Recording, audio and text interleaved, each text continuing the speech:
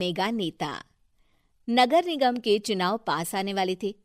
पूरे कानपुर शहर में टिकट को लेकर मारामारी शुरू थी, लेकिन सबसे ज्यादा चर्चा में वार्ड नंबर 40 की सीट थी।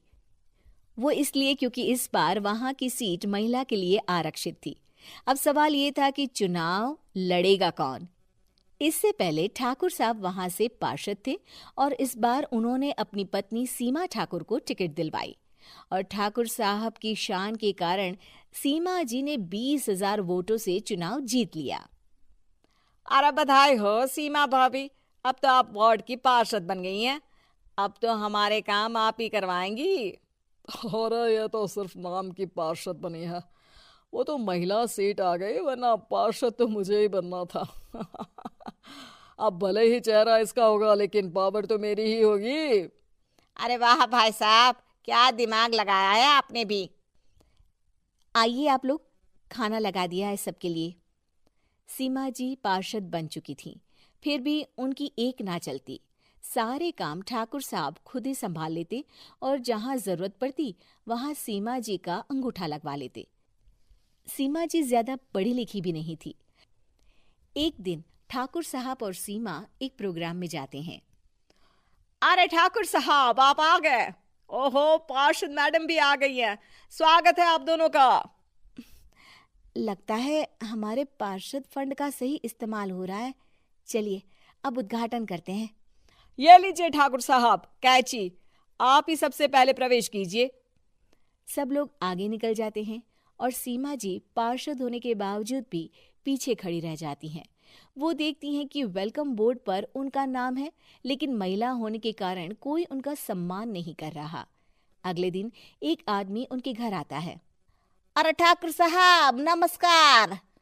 कल ना हम नोटिस किए कि हमारा घर तो अवैध है और नगर निगम वाले उसे तोड़ने आ रहे हैं। अरे कुछ कीजिए ना ठाकुर साहब।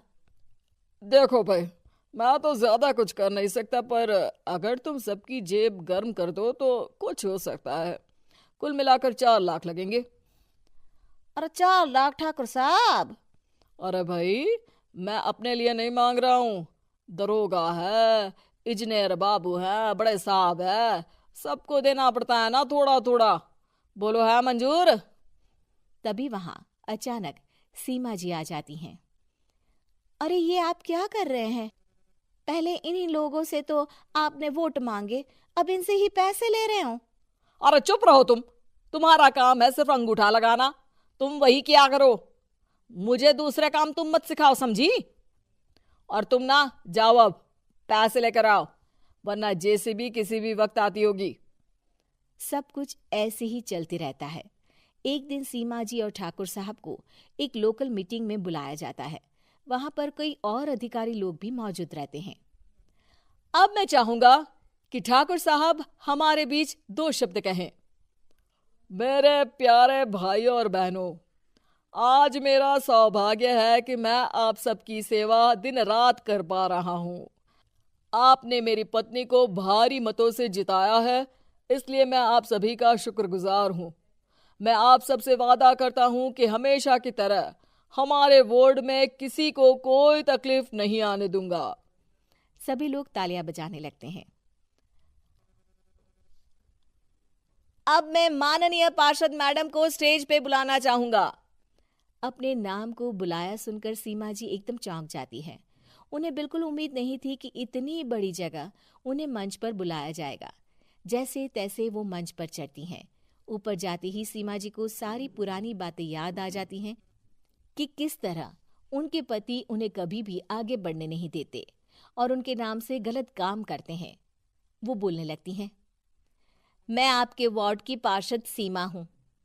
आप में से बहुत कम लोग ही मुझे जानते होंगे, क्योंकि इससे पहले मुझे कभी ऐसा मौका ही नहीं मिला।